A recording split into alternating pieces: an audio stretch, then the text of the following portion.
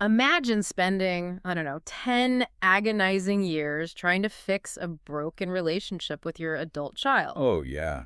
That is a heavy one. Right. I mean, you sacrifice your pride, you apologize, you change your habits.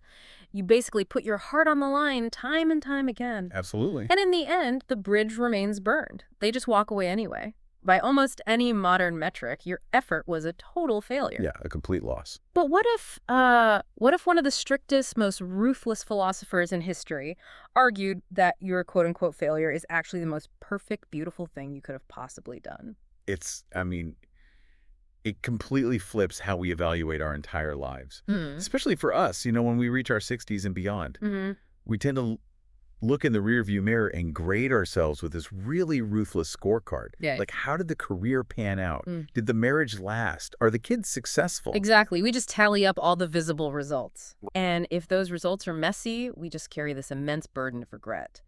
And, well, that is the mission of today's deep dive. We are looking at Immanuel Kant's fundamental principles of the metaphysic of morals. Which is a mouthful. It really is. And I know an 18th century Prussian philosopher sounds like, well, the last place you'd go for comfort. You just picture these dense, dry academic textbooks. Oh, for sure. But if we peel back the terminology, Kant actually provides this surprisingly practical, sturdy framework for the exact things we are navigating in this chapter of life. He really does. Things like shifting family dynamics, bodies that ache, caregiving fatigue, and just that heavy baggage of the past. Yeah, and Kant opens his entire moral architecture with this massive disruptor to our modern scorecard mentality. Right. He argues that nothing in the world, or even out of it, actually can be called good without qualification, except one thing. And it isn't success. Which is what we're all taught, right? Exactly. And it isn't even things we universally applaud, like intelligence or courage or wealth. Wait, okay, hold on. That sounds completely counterintuitive. I mean, we spend our whole lives trying to accumulate wealth or, build up our intelligence. Why aren't those things inherently good? Well, because they can be weaponized. Oh, I see.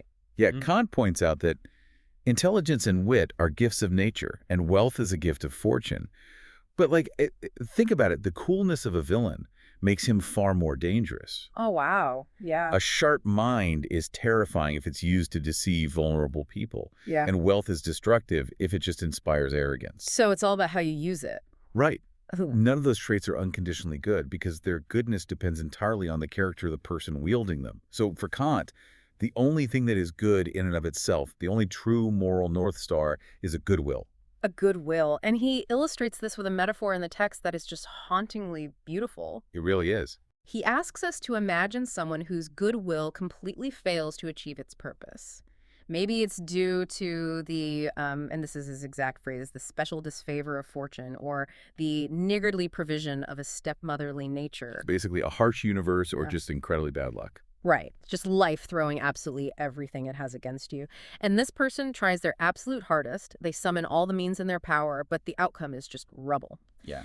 Kant says that even then, that goodwill would still shine like a jewel by its own light. Its value is entirely in the intention, in the volition itself. It's so powerful. It is. The uselessness of the result doesn't take away a single drop of its absolute value. And I think it's profoundly liberating when you apply that to the reality of getting older. Because Kant's focus is entirely on what he calls the maxim, the underlying principle or intention of your choice, rather than the outcome. I mean, we are not omniscient beings. We can't see the future. We can't control the complex machinery of the world or force other people to make choices that align with our hopes. So to judge our moral worth by an outcome we never actually had control over in the first place is, well, fundamentally illogical. Yes, exactly.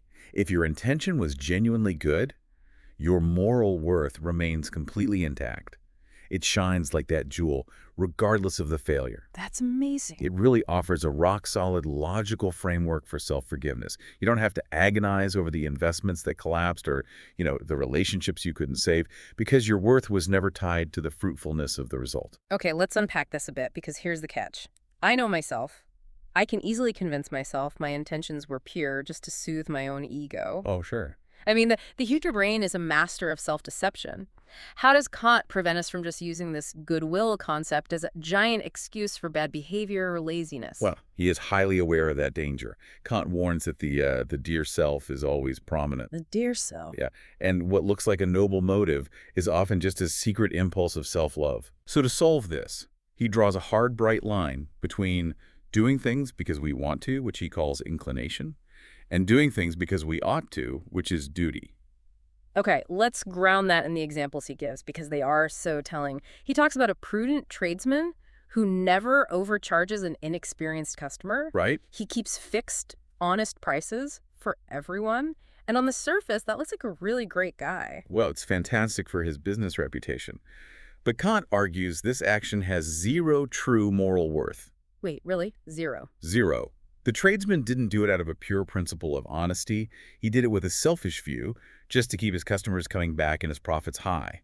The action aligns with duty, but it wasn't done from duty. Right. It's kind of the 18th century equivalent of like donating to charity just so you can post about it on social media and get a tax write-off. Yeah. I mean, it helps people, sure, but morally, it's totally hollow. Yep. And then Kant takes it a step further into territory that makes people really uncomfortable. Oh, here we go.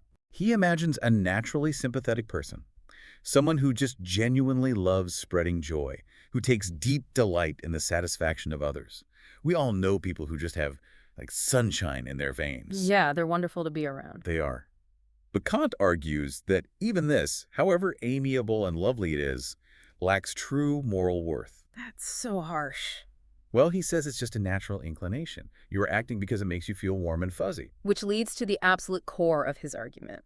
Kant asks us to picture that same philanthropist, but now his mind is clouded by his own deep sorrow. Right. He's depressed, he's grieving, the sorrow has completely extinguished all his natural sympathy, he has absolutely no desire to help anyone else, and his own troubles are just drowning him. Yeah.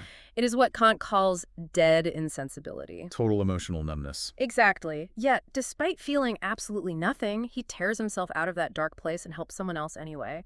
Not from inclination, not for a quick dopamine hit, but simply because it is the right thing to do, from duty. And that is where genuine moral worth begins for Kant.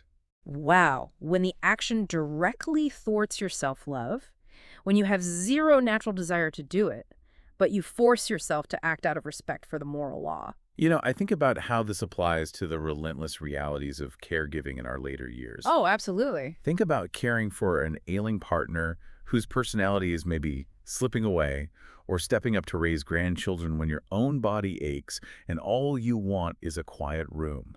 It's so common at our age. It is. And society constantly sends us this really toxic message that we need to enjoy every single moment of family life. Like, cherish these precious years. Right. It implies that if you aren't feeling a warm, glowing joy while, changing a bedsheet at 3 a.m., you're somehow a bad partner or a flawed person. Yeah, it weaponizes our natural fatigue against us, creating just a tremendous amount of guilt. Okay, I have to push back on Kant here, though. Isn't this incredibly cold? How do you mean? Well, if I'm taking care of my sick spouse purely out of a grim sense of duty and completely ignoring love and natural sympathy, don't I sound like a robot? I'm pretty sure my spouse would prefer I do it out of love. That is probably the most common critique of Kantian ethics. But when we look closer at the text, Kant makes a really crucial distinction between two types of love. Okay. He references the biblical command to love our neighbor, even our enemy. And he points out that love, as an emotion or an affection, cannot be commanded. That's true. You can't just flip a switch. Exactly. You cannot force yourself to feel joy or fondness. He calls this emotional love pathological love. And he doesn't mean sick. He means it belongs to the realm of pathos. Passive feelings, sensations, the chemical weather of our brains. Right. Feelings are fragile. They ebb and flow. You can't build a reliable moral system on something that vanishes the moment your blood sugar drops or you miss a night of sleep. Perfectly said. But then he introduces practical love. Mm-hmm. This is a love seated in the will, in principles of action, not in tender sympathy. It is an ironclad commitment. Kant isn't saying warm feelings are bad. He actually notes that traits like calm deliberation are really helpful. He's saying feelings are unreliable. Which makes sense. So for an older adult navigating the grueling daily marathon of aging or caregiving, duty and practical love are the ultimate sturdy anchors. When the joy is temporarily clouded by grief or resentment or sheer exhaustion, Duty is what ensures you still show up. Wow. Kant is elevating that exhausted, emotionless effort. He's saying it is the highest possible form of human virtue. That reframes the entire caregiving experience. It really takes the pressure off our emotional state. You don't have to feel joyful to be a magnificent partner or grandparent. You just have to will the good action. It completely removes the guilt of being tired. But wait, if my only moral compass is my own internal sense of duty and my own rational will, how does that keep me from just steamrolling the people around me? Ah. I mean, if I'm supposed to ignore my natural empathy and feelings, how do I actually treat my family? Well, that is the exact logical problem Kant has to solve next. Once he establishes that duty is the engine, he has to provide the steering wheel. Okay, the steering wheel. Yeah, and the steering wheel is the categorical imperative, specifically his formula of humanity. He writes, "So act as to treat humanity, whether in thine own person or in that of any other, in every case as an end withal, never as means only." Never as a means only, always as an end in themselves. To grasp how radical that is, I think we need to look at how Kant categorizes value. He says things in the world can have a market value, like specific skills or diligence. A plumber has a market value. If they leave, you can replace them with another plumber. Right, and things can also have a fancy value. Fancy value. Yeah, this relates to taste or entertainment like a quick wit, a great sense of humor, or a really lively imagination. But human beings don't just have market value or fancy value. We are persons, not things. We possess what Kant calls intrinsic worth, and his specific word for that is dignity. Yes, dignity. Dignity has no equivalent. It cannot be priced, swapped, or traded. And this leads to the core mechanism of Kant's philosophy. Why do humans have this priceless dignity? It's because we are rational beings capable of autonomy. We give ourselves moral laws. Okay, but why does being rational make us priceless? Like, how does that actually work in practice? Well, think of it like being the author of a book rather than just a character in it. Oh, I like that. A dog or a wild animal acts purely on instinct. It's following a script written by nature. But human reason allows us to pause, look at our instincts, look at our desires, and say, no, I choose to write my own rules. Right. That ability to be the author of your own actions, to self-legislate, is what gives humanity absolute dignity. Yeah. You cannot use a self-legislating author merely as a prop in your own story. That is a stunning lens for looking at how we interact with our adult children. I mean, when we are raising them, it is so easy to intertwine our entire identity with being the parent, the provider, the fixer. Oh, completely. But as we reach our 60s and they are off writing their own stories, the dynamic shifts. Kant is warning us that we cannot use our children merely as a means to cure our own loneliness. We can't use them as a means to validate our identity as the matriarch or patriarch of the family. It is a trap so many older parents fall into.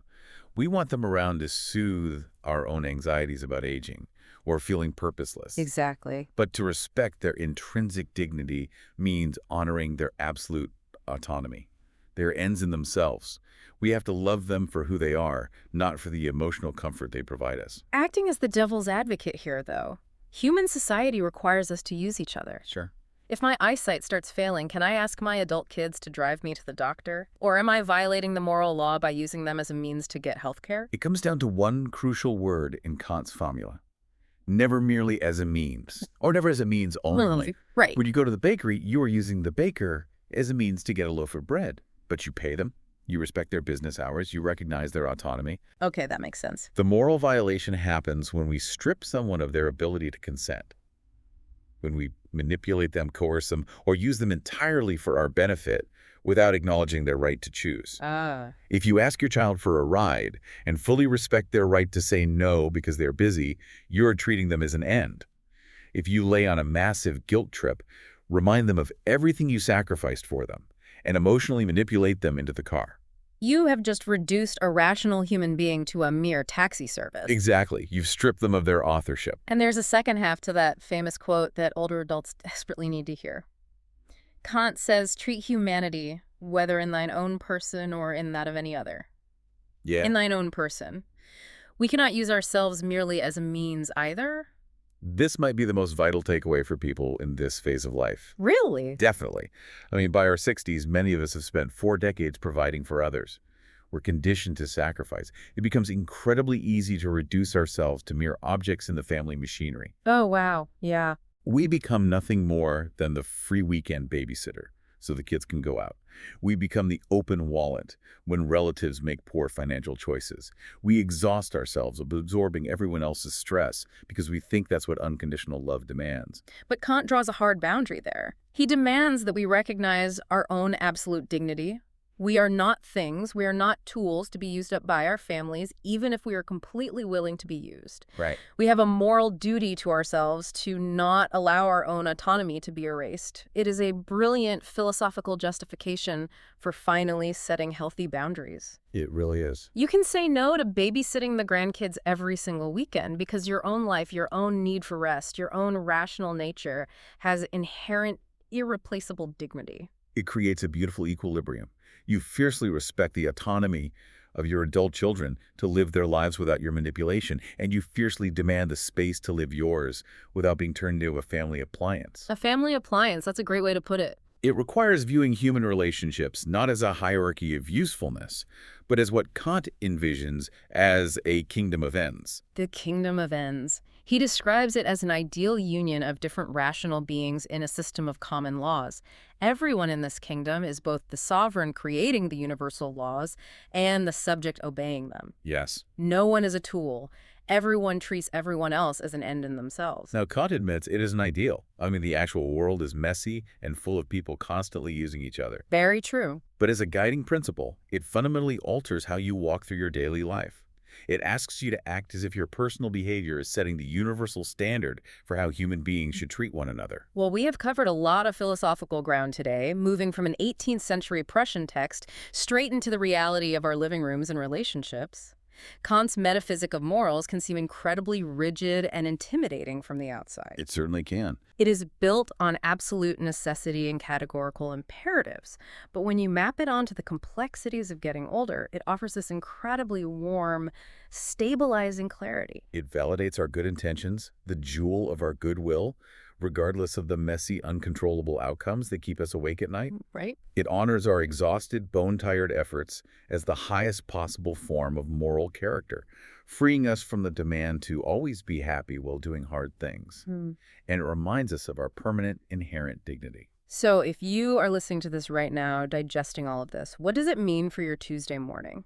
It means that no matter your age, no matter the physical condition of your body or the size of your retirement account, your worth is not tied to your productivity. Absolutely not. Your value is not a market value. It is not tied to the success or failure of your past projects or even the current state of your family tree. Your worth is tied to the quiet dignity of your daily choices, the simple, radical act of willing the good. We spend a tremendous amount of time looking in that rearview mirror. But Kant's entire philosophy forces us to look at the agency we have right now, in the present moment. The ability to make a moral choice hasn't diminished one bit with age. Here's something to mull over that Kant hints at, but we rarely consider. We've talked about treating other people as ends and treating our present selves as ends. But what about the future versions of ourselves? Oh, that's interesting. Are the daily choices you make today treating the 80-year-old version of you as a person of dignity? Or are you using your future self as a mere means to avoid dealing with today's discomfort? It's a quiet thought to reflect on as you look back at the broken ties, the beautiful moments, and the triumphs of your journey. You are navigating a kingdom of inherently valuable souls. And regardless of the outcomes you couldn't control, your own jewel of a goodwill is shining right now, even in the quietest moments of your day.